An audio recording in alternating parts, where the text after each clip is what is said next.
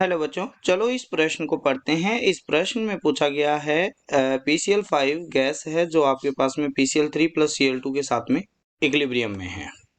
उपरोक्त गैसीय प्रावस्था अभिक्रिया के लिए अधोलिखित में से कौन सी शर्त सही है। यहाँ पर पूछा गया है डेल्टा H और डेल्टा S के बारे में। तो चलो सबसे पहले हम इस प्रश्न की मुख्य अवधारणा को सीखते हैं।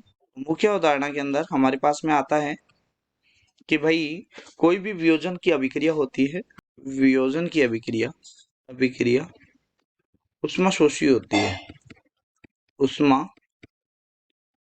होती है। ठीक है।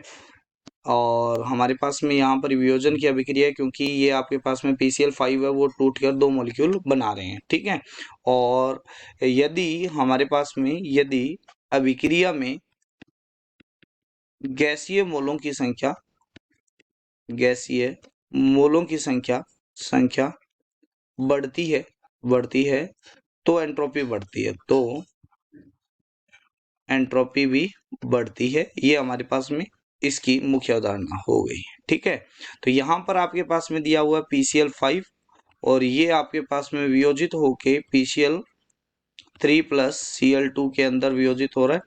ठीक है। तो यहाँ पर क्या हो जाता है, ये एक वियोजन की अभिक्रिया है, तो यहाँ पर डेल्टा H क्या आ जाएगा, ग्रेटर देन 0 आ जाएगा, यानी उष्माशोषी हो जाएगी। ठीक है।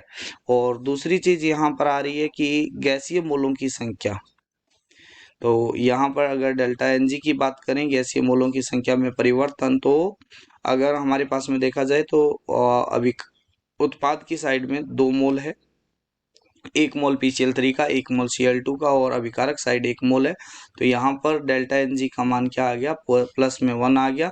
और यदि आपके पास में क्या होता है, यदि डेल्टा Ng क्या होता है, पॉजिटिव आता है, तो डेल्टा S भी क्या हो जाता है आपके पास में, पॉजिटिव हो जाता है, क्योंकि जितने गैसियस मोल होंगे अधिक, उतनी ही एंट्रोपी क्या होगी, अधिक होगी, रैंडमनेस अधिक होगी। तो इसका मतलब यहाँ पर हो गया कि दोनों चीजों का मान क्या है, पॉजिटिव है। डेल्टा H भी पॉजिटिव और डेल्टा S भी क्या हो जाएगा, पॉजिटिव हो जाएगा। तो यहाँ पर बी आंसर है वो सही हो जाएगा।